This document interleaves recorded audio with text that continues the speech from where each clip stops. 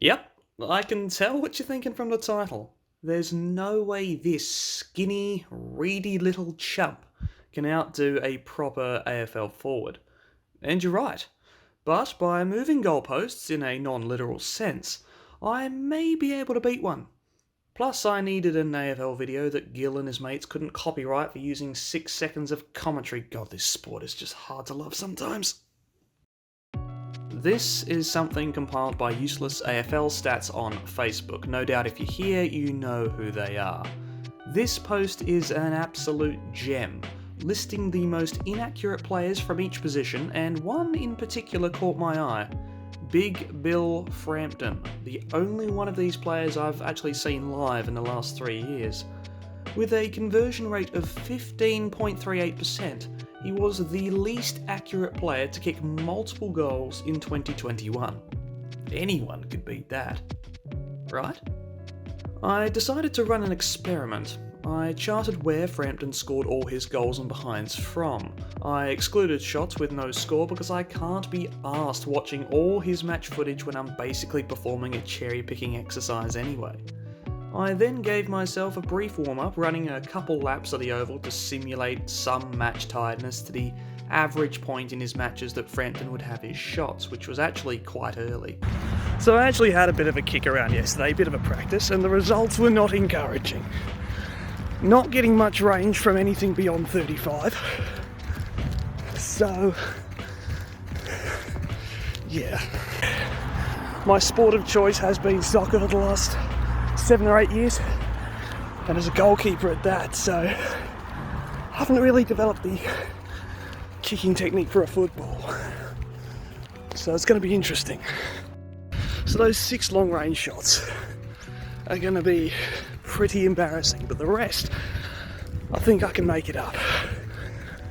And that Burley ball's a fucking rock. Like honestly, I genuinely see now the strength required to kick that thing 50 metres, and Billy, if you're watching, and I know you're probably not, hats off to you for not skipping leg day, friend. After this and a couple of warm-up shots, I gave myself 1 shot from each position for as fair a comparison as possible to see how a complete nuffy stacks up. Now, before we begin, I want to clarify some things, so this next bit will be a bit boring. I know people who've met Billy and they proclaim that he's a charming and nice fellow. He would absolutely dunk on me in contested marking, which is his strong suit. And of course, he's an elite player compared to, this. I'm also playing without opposing players and without crowd disruptions, all in the same hour or so, with conditions that remain relatively constant. Also, my measurement of shot placement and my judgment of where to take my shots from were by no means perfect. So with all those qualifications noted, let's move into the challenge. I'll try and recreate conditions as best as possible. Luckily, 85% of Frampton's scoring was from set shots, with only 2 open plays to replicate. If a shot falls short or dribbles through where a defender would have been, it's not counted. And I say that because Billy is a long-range shooter. Almost half of Frampton's 2021 scoring shots were from 40 metres out or more. And luckily, the conditions on the day were vaguely similar to most, if not all, of the games from the sample size. Now, Frampton's first game against Geelong was by far his best. 2 goals too he kicked, with some impressive long-range finishing against an elite opponent. Unfortunately, he missed twice, the final behind kicking off a streak of 9 consecutive misses, which saw him fail to split the middle for the rest of the year. But he did better from that range than I'm likely to.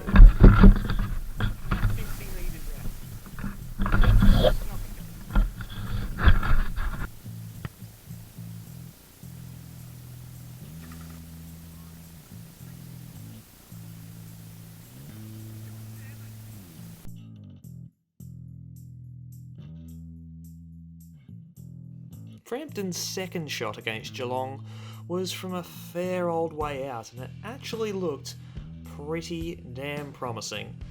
Until... hopefully that doesn't happen to us.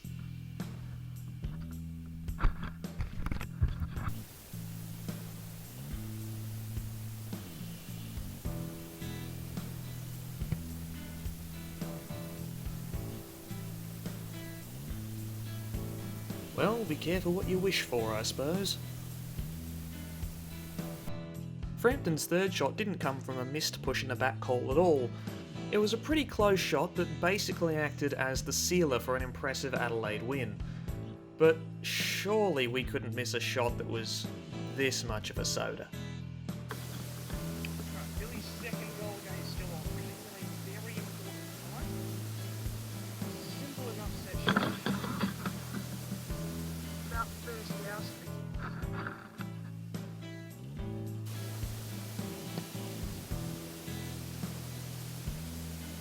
Yeah, nice celebration there, champ. Frampton's last shot didn't really matter in the grand scheme of things, not that he would have known that there were only 58 seconds left on the clock. There was a lot of pressure on the field to get this goal, and he didn't quite steer it through. It's going to be a tough one to recreate though.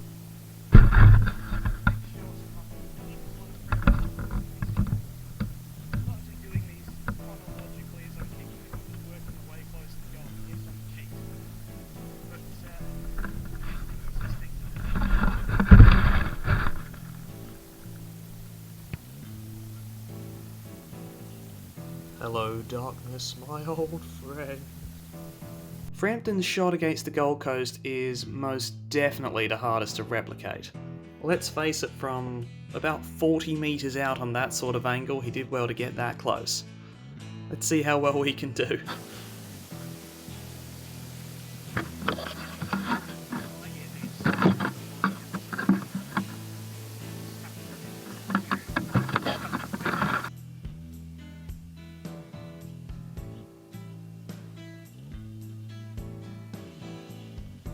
Yep, that one hurt. Came about 3 or 4 metres away from crossing that line, and I was very disappointed. But as I came back from fetching the ball, I made an interesting discovery.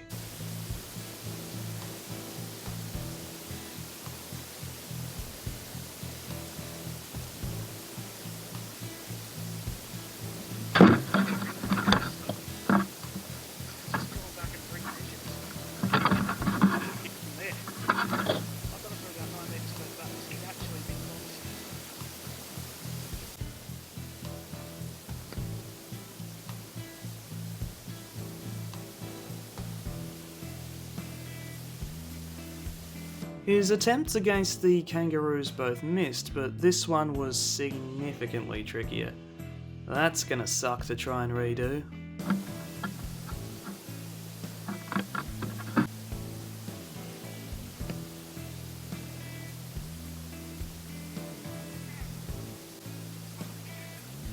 Yeah, let's get that up on the screen. Can you rock and roll that one for me, please?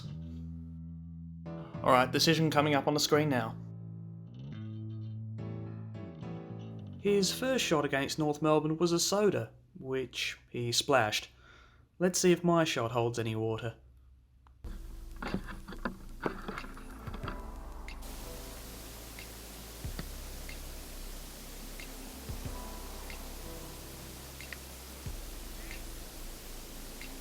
Frampton's first shot from open play was this left foot effort. I eschewed this as my left leg is just there so I don't fall over, and even then it does an awful job.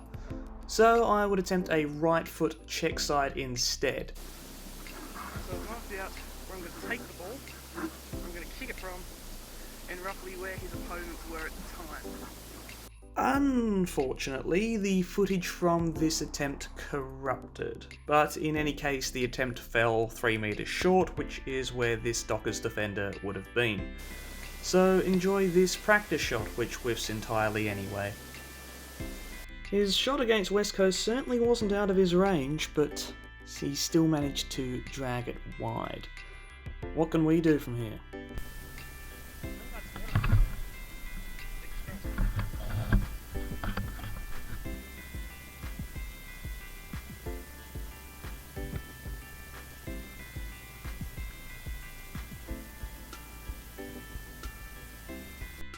The final open play shot was the hardest to replicate, a gather from a hard half volley, getting off a shot whilst getting tackled. I decided to just simulate the act of a tackle by falling over uncontrollably, and I had to do it quickly as the GoPro's battery was failing. But we yielded, shall we say, a similar result?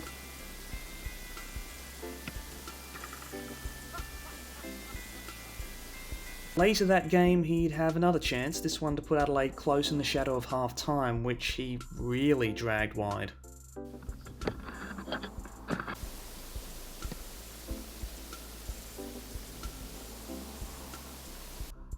This one to me was perhaps the most staggering miss. About 22 metres out, slight angle, and he's dragged it wide. Surely we slot this one.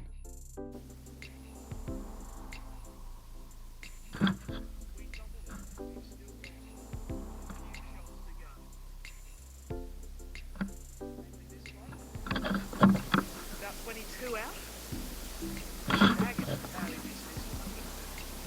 Then again, I'm probably going to absolutely blow it.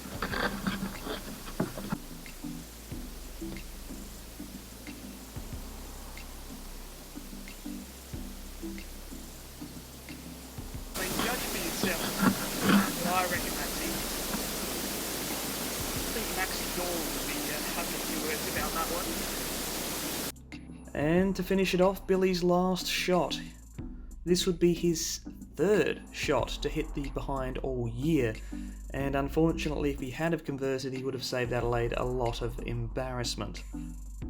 So how do we go on this one? About 45 hours. Great.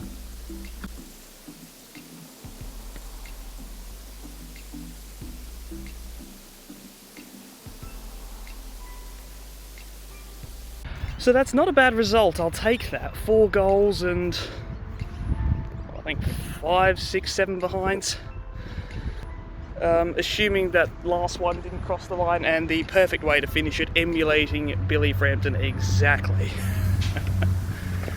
Here's where all our shots ended up, and I've got to say that's not too bad for a bloke who hasn't played footy for about 5 years, and even that was AFL 9s. But yeah, if you enjoyed this little experiment, chuck the video a like, and hey, if there's any other players that you'd like to see me try and beat, let me know in the comments, and until the next video, take it easy, and I'll catch you soon.